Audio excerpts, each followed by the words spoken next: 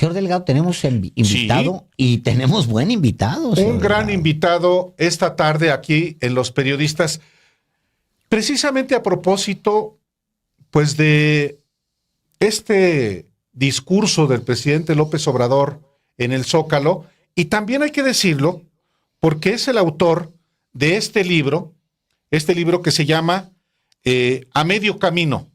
Le damos la bienvenida esta tarde a Los Periodistas a Armando Bartra, y es uno de los intelectuales más respetados de México, con una inequívoca definición, no como los ensarapados que andan por ahí, de los que hablábamos hace rato, y le damos la bienvenida esta tarde al maestro Armando Bartra. Bienvenido, maestro, buenas tardes. Muy buenas tardes a los periodistas, muy buenas tardes a quienes están atentos a estos mensajes. Gracias, profesor. Yo le preguntaría, me gustaría mucho su opinión sobre el acto en sí y el discurso de este sábado en el Zócalo de la Ciudad de México. Sí, la concentración fue un evento trascendente, de enorme importancia, la segunda de gran magnitud en lo que va de este sexenio. Tenía que ser de este tamaño, tenía que ser de estas dimensiones. Era necesario que así fuera y así fue. Esto es una obra de la ciudadanía, sin duda. El partido hoy en el gobierno, Morena, coadyuvó, sin duda. Las organizaciones sociales, algunas muy visibles en el evento, coadyuvaron, pero creo que fue una decisión de la ciudadanía. Y fue una decisión de la ciudadanía, no únicamente de la Ciudad de México, no nada más de los chilangos, que se dejaron caer al Zócalo en importante número, sino de las personas que vinieron del interior del país, que vinieron de las entidades federativas, que en mi apreciación, por la gente a la que pude saludar, por los contingentes que pudo ver, era probablemente mayoritaria. Es una expresión de la voluntad de continuar con esta cuarta transformación expresada por las ciudadanas y los ciudadanos de la totalidad de la República en la Plaza Mayor, en el Zócalo. Esta es la dimensión ciudadana, la dimensión social. Y el discurso es otra cuestión, que es otro tema que creo que es de lo que ustedes están hablando ahora también, no únicamente de la manifestación ciudadana. ¿Qué advierte usted, maestro Bartra, con este discurso? ¿A quién va dirigido? ¿Qué se propone? ¿Y cuál es el alcance? Porque a juicio nuestro, lo platicábamos Alejandro y yo al inicio de este espacio, se trata claramente de uno de los discursos que en efecto tienen un propósito de cohesionar al movimiento liderado por Andrés Manuel López Obrador, pero también es un discurso que piensa hacia adelante a un futuro en el corto, en el mediano y en el largo plazos. Absolutamente. Creo que no escuchamos este sábado retórica de mitin, por más que haya sido eficaz y haya despertado el aplauso, pero no era eso. Todos conocemos lo que es la retórica de mitin y no lo fue. Tampoco fue un posicionamiento circunstancial, aunque hay circunstancias que imponían que se dijeran cosas al respecto. Fue, me parece a mí, una oratoria de estadista, independientemente de que se esté de acuerdo o en desacuerdo con el gobierno de Andrés Manuel, o que se simpatice o no simpatice con las cosas que dijo. Me parece que fue un discurso de estadista, que fue un discurso de relevancia estratégica, una toma de posición de largo aliento. Como dijeron ustedes hace unos minutos, me parece que esto es un discurso de relevancia histórica, de grandes alcances. Repito, aquellos que les parece bien lo que dice y el posicionamiento que representa, y aquellos que están en contra.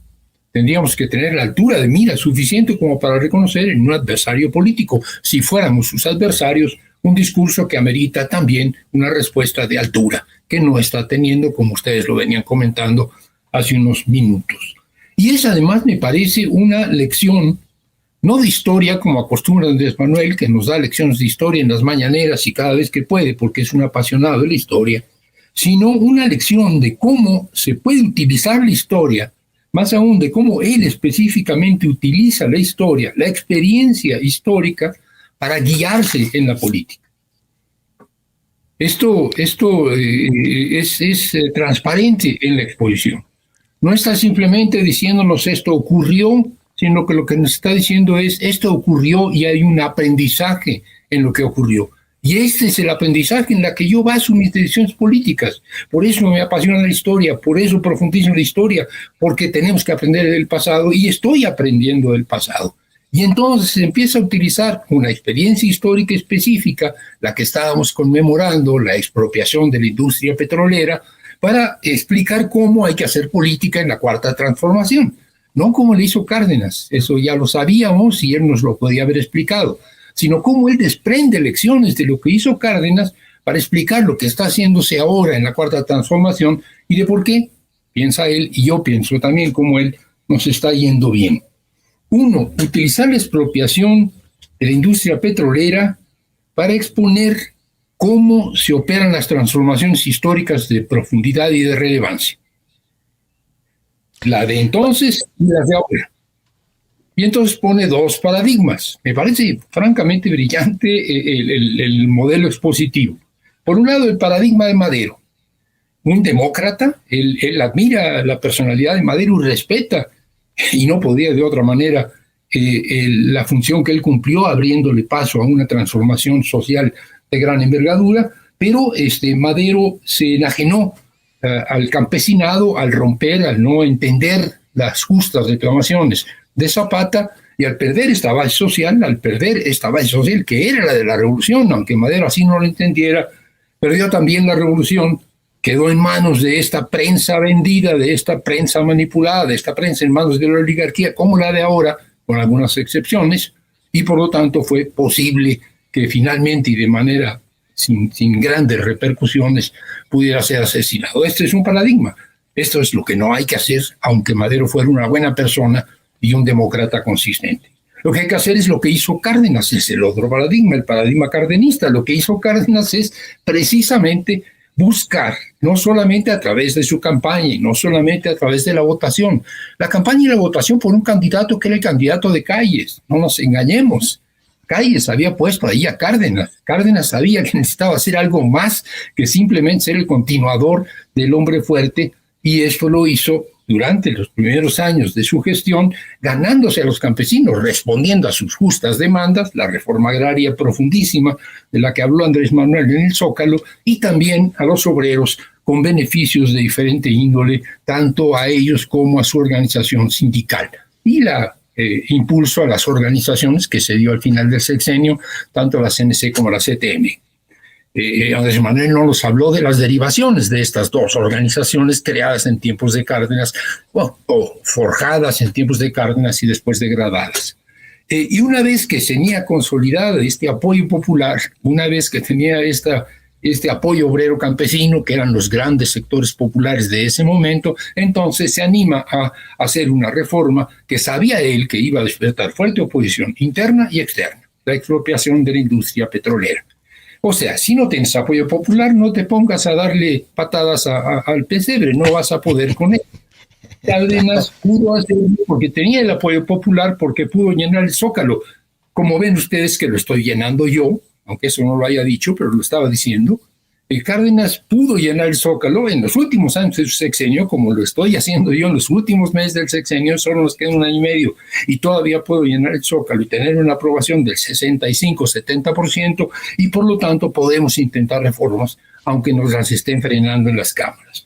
Este es el paradigma, o sea, hay que hacer los cambios sociales a través del apoyo popular, de las simpatías populares, y esto solo puede hacerse desarrollando políticas sociales de beneficio del pueblo, poniendo por delante a los pobres. Si tú pones por delante a los pobres van a estar contigo, y entonces se podrán hacer también aquellos cambios que no son de inmediatos resultados para las mayorías populares, pero que son estratégicos para el país. Es una extraordinaria lección. el mismo ejemplo le sirve para hablarnos. Yo estaba francamente entusiasmado del timing político, ¿no? La política es Claro. tiempo, ¿no? La política Maestro, es timing. ahí Sí, le dígame. preguntaría, ahí le Sí, preguntaría claro. porque justo en esa parte se da tiempo para hablar de uno de los episodios más discutidos y que además persiguen al general Cárdenas una vez que deja el poder, que es la sucesión. Y el presidente habla sobre la sucesión el día sábado. Habla sobre el reto o lo que se ha dicho de siempre, que es que se decide por uno para no provocar a los Estados Unidos o también para defender la expropiación petrolera. Pero por el otro lado, hace de lado al izquierdoso, pues por las mismas razones. Pero él no se compra plenamente la explicación de Cárdenas. Él dice, es más bien un tema de al interior del gobierno, del país, de lo que estaba pasando en el país, por lo que se toma la decisión. ¿Cómo lee usted? ¿Cuál es la razón por la que agrega estos párrafos en el discurso del sábado? Mira, Alejandro, te adelantaste un poquito a lo que yo quería llegar, pero bueno, vamos a cambiar un poquito el orden siempre y cuando me permitan que después de esto que estás colocando en el debate y que me parece que es fundamental, volvamos un poquito al mensaje que les manda a los estadounidenses, el mercado que les manda a Estados Unidos. Porque hay que pensar que este discurso lo dijo un día antes de entrevistarse con una docena de asambleístas estadounidenses, con los cuales hay una tensión muy fuerte. Entonces, hay una parte del discurso, después volveremos sobre ello si hay tiempo y me lo permiten, en las que les está dando una lección de historia al gobierno estadounidense y a los funcionarios públicos estadounidenses y a los diputados y senadores estadounidenses. Pero tú colocaste el tema de la sucesión. Y efectivamente, una vez más, utiliza la historia para decirnos, bueno, cuidado, ya tuvimos una experiencia de un gobierno progresista, radical, de un gobierno avanzado, de un gobierno que se atrevió a hacer cambios profundos. La expropiación petrolera, uno de ellos, que fue el de Lázaro Cárdenas del Río, y sin embargo una sucesión, la de Ávila Camacho. Es también un paradigma, un gobierno de izquierda y una sucesión de derecha que finalmente se vuelve una sucesión claudicante y echa por la borda una parte significativa de lo que había logrado el gobierno anterior. Lo que ahí nos está diciendo, y tú lo sintetizaste muy bien, Cárdenas consideró, o se piensa que Cárdenas tuvo en su mente, por un lado las presiones externas, y dice Andrés Manuel, bueno, Estados Unidos estaba enfrentado a la inminencia o a la realidad de una guerra en la que finalmente iba a intervenir y no iba a meterse a iniciar una invasión o algo por el estilo con su país vecino. Es decir, la amenaza externa en realidad no existía. Y en segundo, la amenaza interna, es decir, la fuerza muy grande que tenía la derecha y el escándalo que estaba armando la derecha y la dificultad que hubo en una elección como la que tuvo que enfrentar el gobierno con Almazán, pues finalmente tampoco era de consideración. Lo que él está diciendo es lo que sucedió al designarse a un candidato tibio, a un candidato de bajo perfil, a un candidato que no respondía a las expectativas del cambio impulsado por el gobierno anterior, fue sustituir una alianza con el pueblo, sustituir una base social popular por las alianzas públicas o por debajo de la mesa con la oligarquía. Y eso es lo que marcó el destino del resto de la postrevolución mexicana, es decir, a partir de Ávila Camacho, con Alemán, con todos los demás, la sustitución de un gobierno realmente popular, no un gobierno populista, sino un gobierno realmente popular por las políticas que impulsa, por gobiernos que se sustentaban cada vez más, de manera cada vez más creciente, y al llegar los gobiernos neoliberales, esto ya de manera descarada y obvia, en alianzas con los poderosos, en alianzas con los empresarios, en alianzas con la oligarquía. Y esto, en efecto, nos dijo, esto fue un error. A ver qué dice Cuauhtémoc Cárdenas, que no le gusta que le toquen la figura de su padre, porque aquí, porque sí, ya veo el movimiento de manos, porque aquí, en efecto, y si alguien admira y destaca profundamente la figura de Lázaro Cárdenas, es Andrés Manuel López Obrador, y todo el discurso giró en torno a la exaltación de la figura de Cárdenas. Dice, bueno, pero Cárdenas probablemente aquí se equivocó, midió mal las cosas, no le midió bien el agua a los camotes, y esto inició un proceso.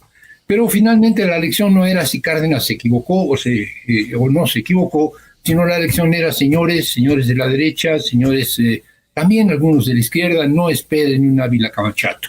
No se viene un Ávila Camachato porque este pueblo ya aprendió, porque ha habido una revolución de las conciencias, porque no lo vamos a permitir, y además porque los tres candidatos, ninguno de ellos es un Ávila Camacho. Y si alguien quisiera o le entrara la veleidad o la debilidad política y lo empujara hacia buscar posturas claudicantes, el pueblo no se lo va a permitir. Eso es importantísimo. Es muy importante, maestro Armando Bartra, lo que usted dice.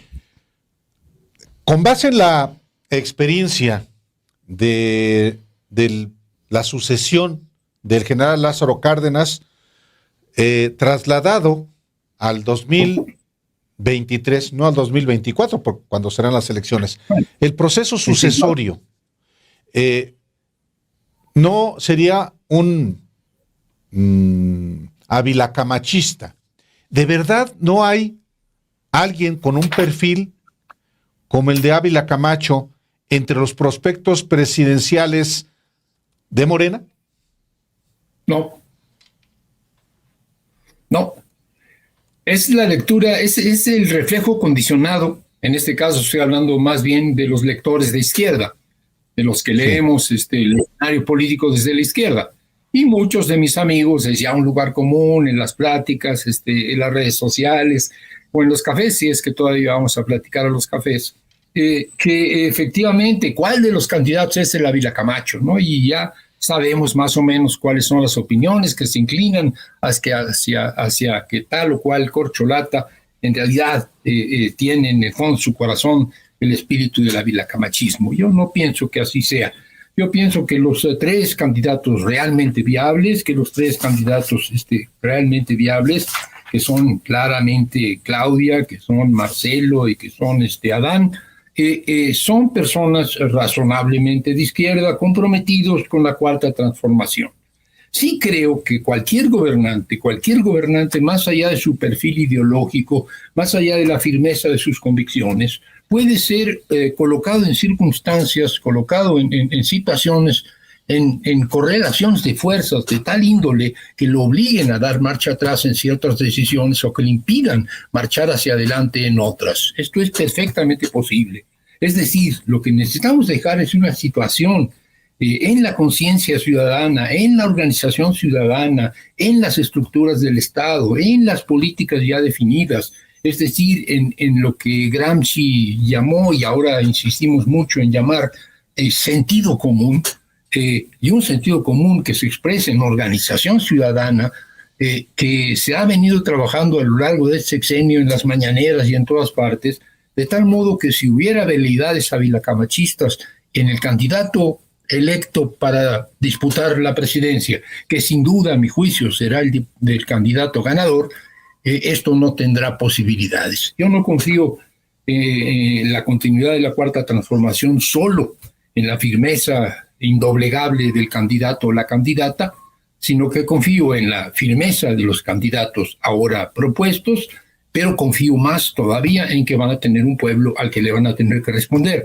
Por eso yo insistiría, necesitamos un candidato comprometido con un proyecto para la segunda etapa de la Cuarta Transformación, para un programa de la segunda etapa de la Cuarta Transformación que no es idéntico al de la primera etapa. Andrés Manuel puso los cimientos y nada más, ha insistido, puse los cimientos. Ya dejó ahí el decálogo, miren, falta esto y falta esto y falta esto, y más lo que ustedes le quieran agregar y más lo que el pueblo les demande. Esto es lo que hay que hacer, tú, cualquiera que sea, esto es lo que hay que hacer. Ya se lo dijimos a la gente, nos va a quedar 1 año y medio para insistir en los nuevos planteamientos, lo que habrá de nuevo en el próximo sexenio, y es en esto en lo que estaremos comprometidos. Si esto se hace así, no hay Ávila Camacho que valga. Lo que pasa es que Cárdenas sobreestimó la importancia de la organización social que había creado, de la conciencia social que había creado, del movimiento social que había creado. Y esta organización social, esta conciencia social y este movimiento social no estuvieron a la altura de las circunstancias y finalmente a Ávila Camacho se le fue muy fácil. Es algo parecido a lo que justo en Ecuador. Correa puede dejar a su vicepresidente y se pone el señor Lenín Moreno, se le vuelve un conservador. Bueno, estas cosas pasan, pero hay que trabajar para que no ocurra. Y en ese sentido creo que él está convencido y tiene la razón. La oligarquía no regresará. No solo no regresará porque no puede vencer en las elecciones próximas, sino que no regresará porque siendo derrotada en las elecciones próximas no podrá empujar al próximo gobierno hacia la derechización. Esta es la hipótesis de Andrés Manuel que yo comparto. Híjole, podremos pararnos aquí platicando más tiempo, maestro Armando Bartra, pero lo que habrá oportunidad obviamente de charlar más adelante, pero esto es muy importante a la luz de lo que usted nos ha dicho, ha expuesto, ha analizado, a la luz del mensaje del presidente el sábado, es muy relevante.